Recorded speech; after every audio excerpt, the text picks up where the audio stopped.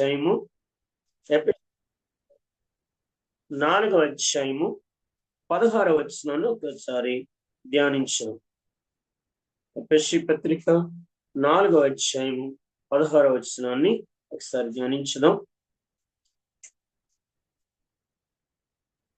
ఎఫెసీ పత్రిక 4వ అధ్యాయంలో ఏమని రాయబడింది అంటే, ఆయన శిరస్సై ఉన్నాడు, ఆయన నుండి సర్వ శరీరము చక్కగా అమర్చబడి తనలోనున్న ప్రతి అవయవము తన పరిమాణము చొప్పున పనిచేయుచుండగా. రైట్, చాలండి. క్రీస్తు ప్రభువారు ఏమై ఉన్నారట?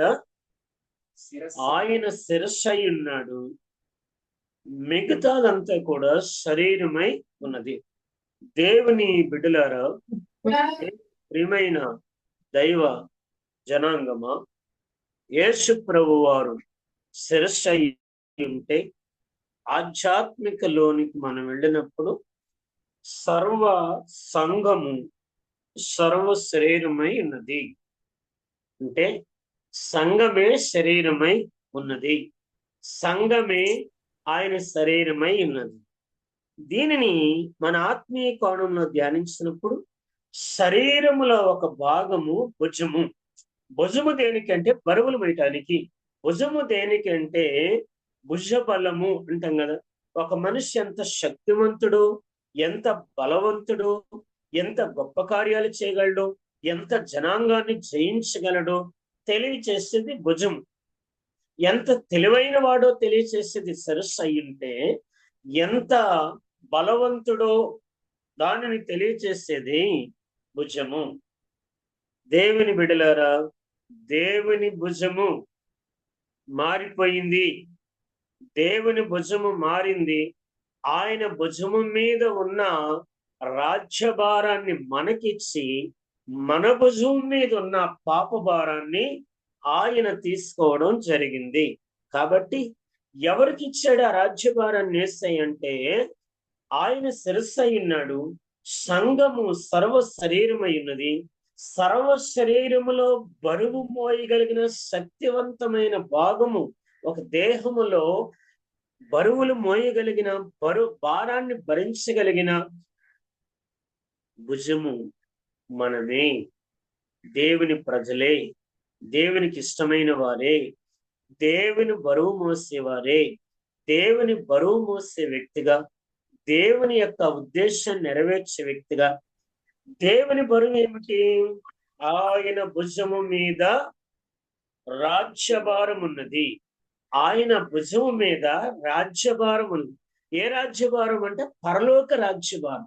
ఇప్పుడు పరలోకము నుండి భూమి మీదకి దిగి వచ్చిన యేసయ్య, పరలోకము నుండి భూలోక భారాన్ని తన భుజం మీద వేసుకున్న యేసయ్య, భూలోకములోనే పరలోకాన్ని నిర్మించాలి అంటే, భూలోక ప్రజలనే పరలోక రాజ్యానికి వారసులుగా చేయాలంటే, భూమి మీద ఉన్న జనాంగాన్ని భూమి మీద ఎందుకు అంటున్నంటే, భూమి అపవిత్రమైనది, భూమి శపించబడినది.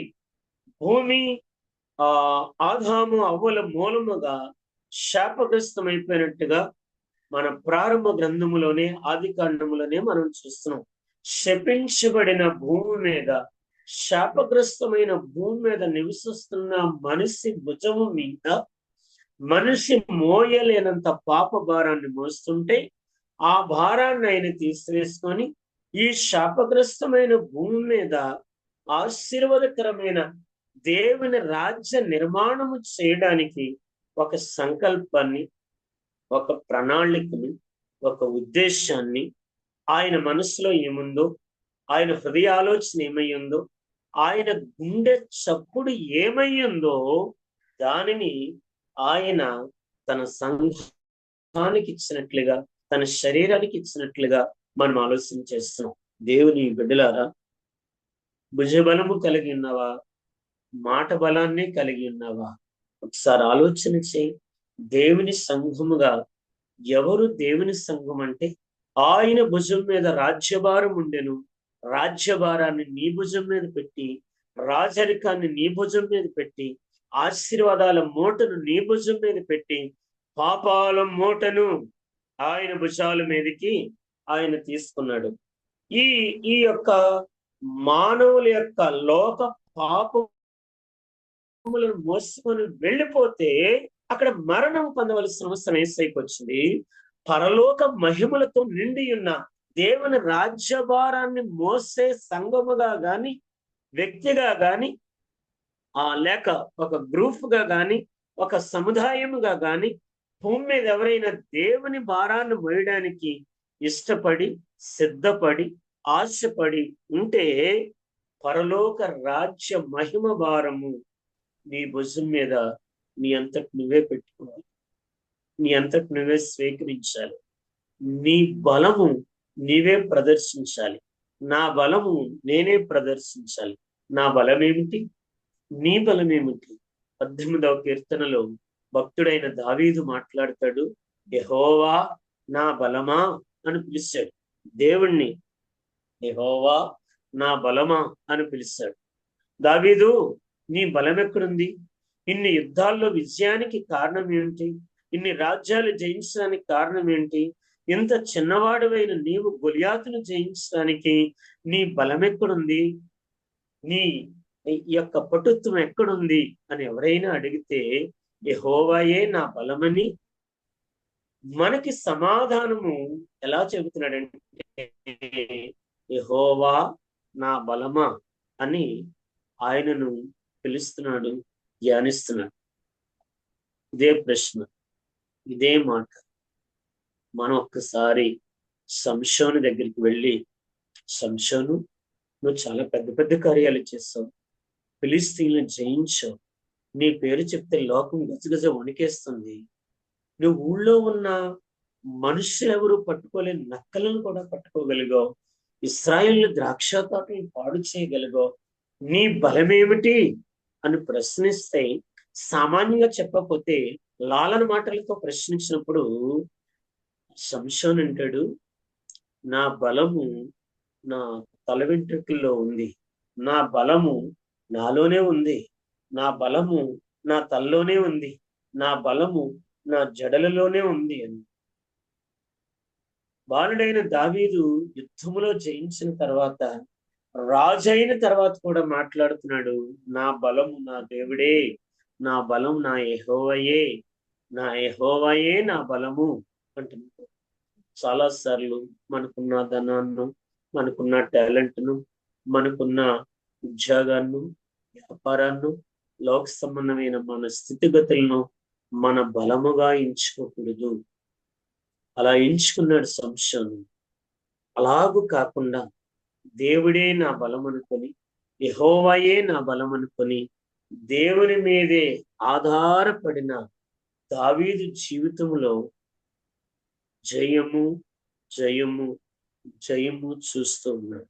ఇందాక మనం చదువుకున్న ఆ వచనాల్లో 9:6 తర్వాత యెషయా గ్రంథము 9:7 వచనము ఎలాగ సెలవిస్తుంది. అందుకని ఇక్కడ దావీదుని జ్ఞాపకం చేస్తున్నాను. నేను 9వ అధ్యాయము 7వ వచనం చదువుకున్నా.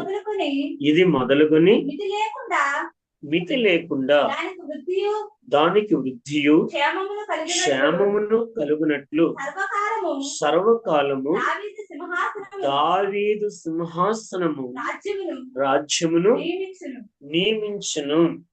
ఏమిటిది? మితి లేకుండా, దర్ ఈస్ నో లిమిట్, మితి లేదు, హద్దు లేదు, లేకుండా దావీదు సింహాసనమును ఏ కాలం అంటామో అది సర్వకాలము, సర్వకాలము, సర్వకాలము. దేవుని బిడ్డలారా, ఇంత అమూల్యమైన ఆశీర్వాదం, ఇంత గొప్ప ఆశీర్వాదము దావీదు పేరున దాగి ఉండడానికి కారణం ఏమిటంటే, దావీదు ఖచ్చితంగా దేవుని మీద ఆధారపడ్డాడు, దేవుని మీద ఆధారపడ్డాడు. ఈ దినాన్న యుగముల అంతమందు నిలిచి ఉన్న మనకి, ఈ చివరి దినాల్లో ఉన్న మనకి దావీదును మించిన బలము ఎక్కడి నుంచి వస్తుంది అని మనం ఆలోచన చేస్తే, యేసు ప్రభువారు రక్షణ దావీదు కంటే మనకు దగ్గరగా తెచ్చిపెట్టాడు. దావీదుని కంటే పాత నిబంధన కాలంలో ఉన్న దావీదుని కంటే మనకు రక్షణ చాలా దగ్గరగా తెచ్చిపెట్టారు. ఎక్కడుంది దగ్గరగా వచ్చినట్టు? ఎక్కడుంది? ఒక్క మాట చూపిస్తాను. మార్కు సువార్త 1వ అధ్యాయము 15వ వచనాన్ని ఒకసారి ఎవరైనా తీసుకు, మీరు ఇంగ్లీష్ లో తీయండి. చెప్పు. కాలము సంపూర్ణమై ఉన్నది, దేవుని రాజ్యము సమీపించి ఉన్నది, మారు మనిషి పొంది సువార్త నమ్ముడని చెప్పుచు దేవుని సువార్త ప్రకటించు గలిలయకు వచ్చును. అలాగే ఇంగ్లీష్ బైబిల్లో ఒక చక్కని మాట, ఒక చిన్న కంజంక్షన్ ఉంది, నాకు ఇష్టమైంది, అది చదువుకుందాం. And saying, the time is fulfilled, and the kingdom of God is at hand. ఇది నాకు నచ్చిన విషయం. ఇది నాకు చాలా సంతోషకరమైన మాట. కాలము సమీపించి ఉన్నది, ఆ దేవుని రాజ్యము సమీపించి ఉన్నదని చక్కగా తెలుగు బైబిల్లో రాయబడి ఉంది. మధురమే, సంతోషమే. కానీ ఇంగ్లీష్ బైబిల్లో the Kingdom of God at your hand, the Kingdom of God at your hand అంటే ఎంత దగ్గరికి వచ్చిందంట దేవుని రాజ్యము? మన చేతి దగ్గరికి వచ్చేసింది దేవుని రాజ్యం. దేవుని బిడ్డలారా, చేతి దగ్గరకు వచ్చిన దేవుని రాజ్యాన్ని పట్టుకుంటున్నావో? చేతి దగ్గరకు వచ్చిన దేవుని రాజ్యాన్ని పట్టుకుంటున్నావో, లేక ఈ లోక సంబంధమైన రాజ్య సంపదలను పట్టుకుంటున్నావో నీ ఇష్టము. గాని దావీదు కంటే, మోషే కంటే, అబ్రహాము, ఇస్సాకుల కంటే, పాత నిబంధన భక్తులందరికంటే ఇంకా బైబిల్ ఎక్కడ కూడా ఈ మాటను మనం చూడండి. ఈ మాటని the Kingdom of God at your hand, the Kingdom of God at your hand, God is at your hand. దేవుని రాజ్యము సమీపించింది. ఎంత దగ్గరికి సమీపించింది అంటే, ఎంత దగ్గరగా వచ్చిందంటే, నీ చేతి దగ్గరికంటే దేవుని రాజ్యము వచ్చింది. ఆ చేతితో ఏం పట్టుకుంటున్నావు? దేవుని రాజ్యాన్ని పట్టుకుంటున్నావా? దేవుని రాజ్యాన్ని చేతితో పట్టుకొని ఈ భారాన్ని నీ భుజం మీద నువ్వే పెట్టుకోవాలి. చేతితో పట్టుకొని ఏ భారం ఇది? దేవుని రాజ్య భారము, దేవుని రాజ్య నిర్మాణము, దేవుని రాజ్యం యొక్క ఉద్దేశం. ఎందుకు పట్టుకోవాలి? ఎందుకు మనం దేవుని రాజ్యాన్ని అంత గట్టిగా పట్టుకోవాలి అని మనం ఆలోచన చేస్తే, సంఘము మీద, భూలోక మనుషుల మీద ఉన్న పాప భారాన్నేమో యేసయ్య భుజాన్ని వేసుకున్నాడు. యేసయ్య భుజం మీద ఉన్న రాజ్యభారము, ఏ రాజ్యభారము? పరలోక రాజ్యభారము. ఆ రాజ్యభారాన్ని మనమేమి చేయాలి అంటే మన భుజముల మీద వేసుకోవాలి. ఎలా వేసుకోవాలి దీన్ని? 1 పేతురు 2వ అధ్యాయము 9వ వచనం. 1 పేతురు 2వ అధ్యాయము 9వ వచనం. అయితే మీరు చీకటిలో నుండి ఆశ్చర్యకరమైన తన వెలుగులోనికి మిమ్మల్ని పిలిచిన వాని గుణాతిశయములను ప్రచురము చేయు నిమిత్తము ఏర్పరచబడిన వంశమును, రాజులైన యాజక సమూహమును, పరిశుద్ధ జనమును, దేవుని సొత్తైన ప్రజలునై ఉన్నారు. ప్రారంభం, ఈ వచ్చిన ప్రారంభాన్ని ఒకసారి మరలా జ్ఞాపకం చేసుకుందాం. చీకటిలో నుండి ఆశ్చర్యకరమైన తన వెలుగులోనికి పిలిచిన గుణాతిశయములను ప్రచురము చేయు నిమిత్తము. నీవు చీకటిలో నుంచి వెలుగులోనికి వచ్చేస్తే, ఏ స్థితిలో ఉన్నా, ఏ స్థాయిలో ఉన్నా, ఏ కుర్చీలో కూర్చున్నా, అది ఉద్యోగమైనా, వ్యాపారమైనా, వ్యవసాయమైనా, నువ్వు చీకటిలో నుండి వెలుగులోనికి వస్తే మనం ఏమి చేయాలి అంటే, మనలను పిలిచిన వాని గుణాతిశయములను ప్రచురము చేయాలి. చేస్తే ఆ రాజ్యభారాన్ని భుజం మీద వేస్తాడు. అలాగూ చేస్తే ఆ రాజ్య భారాన్ని మోయడానికి నీవు ఇష్టపడినట్టు. అలాగ చేస్తే ఆ రాజ్య భారాన్ని మోస్తున్న వ్యక్తితో నీవు సమానం.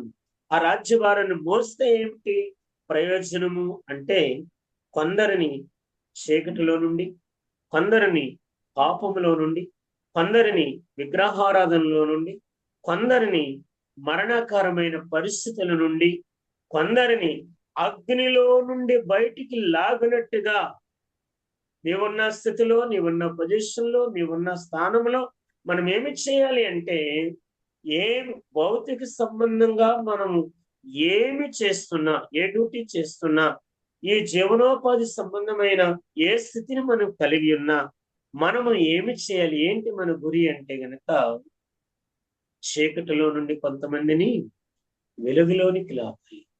పాపంలో నశించిపోతున్న వారికి జీవపు వెలుగైన యేసయ్యను పరిచయం చేయాలి. కొంతమంది మరణానికి లోనైపోతున్న వారిని మనం ఏమి చేయాలి, పట్టుకొని దేవుని కోసం వారిని ఏర్పరచబడిన వంశంగా మార్చివేయాలి. కొంతమందిని ప్రభువు కోసం సంపాదించాలి. దేవునికి ఒక రాజ్యముగా మనం నిర్మించాలి. దేవుని రాజ్య నిర్మాణములో మన భుజాలు కలవాలి. దేవుని రాజ్య నిర్మాణములో మన వంతుగా మనం ఏమి చేయాలి అంటే గనక, ఆయనను ఖచ్చితంగా ఆ భారాన్ని మన భుజం మీద మోయాలి. అందుకని ఇంకొక మాట నేను చూపించి ముగింపులోనికి వెళదాము. మనం ఎలా చేయగలం, ఏమి చేస్తే, ఏమి చెబితే, ఏమి మాట్లాడితే నశించిపోయే ఒక వ్యక్తి దేవుని వైపు తిరుగుతాడు. మనం ఎలా సంపాదించగలం అంటే, 2 పేతురు 1:19 లాగు సెలవిస్తుంది. చూద్దాం చూడండి. 2 పేతురు 1:19 మరియు ఇంతకంటే స్థిరమైన ప్రవచన వాక్యము మనకున్నది. మరియు ఇంతకంటే స్థిరమైన ప్రవచన వాక్యము మనకున్నది. తెల్లవారి వేకువ చుక్క మీ హృదయములలో ఉదయించు వరకు ఆ వాక్యము చీకటి గల చోటున వెలిగిచ్చు దీపమైనట్టున్నది. రైట్. నాకు నచ్చిన భాగం ఏమిటి ఇందులంటే, ఆ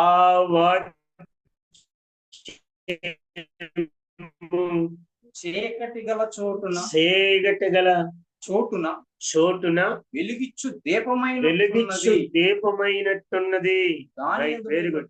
వెరీ గుడ్. నీ మాటలు, నా మాటలు ఎవరిని రక్షింపలేకపోవచ్చును, కానీ 2 పేతురు 1:19 ప్రకారంగా ఈ వాక్యము చీకటి గల చోట్ల వెలుగుచ్చి దీపమైనట్టున్నది. చీకట్లో ఉన్న వారికి వెలిగే దీపము యేసయ్య వాక్యం. అది ఒక మంచి భారాన్ని కలిగి, ఒక మంచి ఆత్మీయ ప్రభావాన్ని కలిగి, ఒక మంచి హృదయములో స్థిరమైన ఉద్దేశాన్ని కలిగి, ఈ రోజు నేను నా దేవుని మాట నేను చెప్పాలి అని ఒక నిండు మనసుతో నువ్వు ఎప్పుడైతే ప్రయత్నం చేస్తావో, ఖచ్చితంగా నీ నోటి నుంచి బయలువెడలిన దేవుని వాక్యము ద్వారా కొంతమందికి చీకటిలో వెలిగించే దీపమైనట్టుగా ఉంటది. అనేక ఆత్మలను వెలిగించేది వాక్యమే. ఆత్మలను కనగల సత్యవాక్యం వలన, ఆయన స్వార్థ వలన నన్ను కనెను అంటాడు అపోస్తలుడైన పౌలు గారు. కాబట్టి మనము ప్రయత్నం చేస్తాము. దేవుని వాక్యము జనములను కనగలదు. దేవుని వాక్యము జనములను దేవుని యొద్దకు నడిపించగలదు. కానీ నేను ఆయన గుణములను ప్రచురం చేయాలి. ఆయనకు ఒక వాహనముగా మారాలి. ఆయనను భారాన్ని, యేసయ్య భారాన్ని మన భారముగా మన భుజస్కంధముల మీద ఆ భారాన్ని మోయాలి. దేవుని బిడ్డలారా, యేసయ్య భుజము మీదున్న రాజ్యభారం ఏమిటి అంటే, పరలోకపు మహిమ, పరలోకపు రాజరికము, పరలోకపు ఔన్నత్యం. మన స్థితిగతి ఏమిటి? మన భుజం మీద ఏముంది అంటే పాప భారము. పరలోకము నుండి భూలోకానికి దిగివచ్చి పాప భారాన్ని ఆయన భుజం మీద వేసుకొని పాపానికి ఏమి ప్రతిఫలము ఆ మరణాన్ని ఆయన అనుభవించేశాడు. అయితే దేవుని రాజ్యభారము మోసినందుకు ఏమి ప్రతిఫలమో ఆ ప్రతిఫలాన్ని ప్రభువారు పరలోకంలోనికి ఇచ్చేయడానికి ఆయన సిద్ధపరిచి ఉంచేశారు. ఏమిటి? దేవుని రాజ్యభారము మోసిన వారికి పరలోకపు మహిమ, దేవుని బలము, దేవుని రాజ్యము, దేవుడు నీకు ఇచ్చే పరలోకపు భవనం, దేవుని రాజ్యములో నీకు ఒక నమ్మకమైన చోటు, ఒక నమ్మకమైన సింహాసనము. ఎలాగా యోహాను సువార్త 15:1 ప్రకారంగా పరలోక రాజ్యంలో నీకు ఒక స్థానం, ఒక సింహాసనం, ఒక ప్రత్యేకత, ఒక ఆధిక్యత కలిగి ఉంటావు. ప్రియమైన దేవుని జనాంగమా, మీరున్న స్థితిలోని, నేనున్న స్థితిలోని, మనమున్న స్థితిలోని దేవుని కోసం కొంతమంది జనాంగాన్ని సంపాదిస్తే నీవు చేసే దేవుని రాజ్య భారాన్ని నువ్వు మోసే విషయాన్ని బట్టి నీ జీవితంలో ఏ స్థితిగతులు ఉన్నా, ఏ పరిస్థితులు ఉన్నా, తీరని సమస్యగా ఏది మిగిలిపోయి ఉన్నా, ఒక మనుషులకు చెప్పుకోలేని బాధ ఏదైనా నీ గుండెల్లో మిగిలిపోయి ఉన్నా, సాటి వారితో పంచుకోలేనటువంటి హృదయ వేదన నీ జీవితంలో మిగిలిపోయి ఉన్నా, ఖచ్చితంగా అన్నిటినీ సరిచేయగలడు, అన్నిటినీ తీర్చగలడు, అన్నిటికీ సమాధానం ఇవ్వగలడు. మొదటగా రక్షింపబడిన మనము మన భుజముల మీద దేవుని రాజ్యభారం వేయాలి. ఎందుకు? మన పాపభారాన్ని ఆయన మోసేస్తాడు. మనము మహిమాయుక్తమైన పరిశుద్ధమైన దేవుని రాజ్యభారము మోసి దేవుని రాజ్య వారసులుగాను, దేవుని రాజ్య నిర్మాణకులుగాను, ప్రభువు చేత బళ్ళ మంచి దాసుడానికి అనిపించుకొని నమ్మకమైన పనివారుగాను ఉండాలని, అలాంటి కృప దేవుడు మనందరికీ దయచేయాలని, మీకు, మీ కుటుంబాలకు, మీ ఉద్యోగ జీవితాలకు, మన భారతదేశంలో ఉన్న సంఘానికి దేవుడు మన సంఘపు భుజముల మీద దేవుని రాజ్యభారము పెట్టాలని, ఆ రాజ్య భారాన్ని భరించి దేవుని మహిమలోనికి మనం ప్రవేశించాలని, మన పాప భారాన్ని మోసిన యేసయ్యకు కృతజ్ఞతగా మనము దేవునికి భుజములుగా మారుదుముగాక, దేవుని రాజ్యాన్ని భరించే వారముగా ఉందుముగాక, దేవునికి జనాంగాన్ని సంపాదించే వారుగా ఉందుముగాక. ఎందుకంటే ప్రకటన గ్రంథం 5వ అధ్యాయంలో దేవునికి ఆయా భాషలు మాట్లాడు వారిలో నుండి, ఆయా జాతులలో నుండి, ఆయా ప్రజలలో నుండి కొంత జనాంగాన్ని సంపాదించిన యేసయ్య బిడ్డలుగా మనము కూడా ఆయా ప్రాంతముల నుండి కొంతమందిని సంపాదించనుగాక. దేవుడు అలాంటి కృప మనందరి జీవితాలకి చేసి నడిపించి, ఈ వాక్యం మన వెనుకడిలో మన జీవితాల్లో నెరవేర్చి, మన జీవితాలకు మేలుకరముగాను ఆయన నామానికి మహిమకరముగా ఉండినట్లు ప్రభు వారు మనకు కృప దయచేయునుగాక. ఆమేన్. Thank you brother, wonderful message. చాలా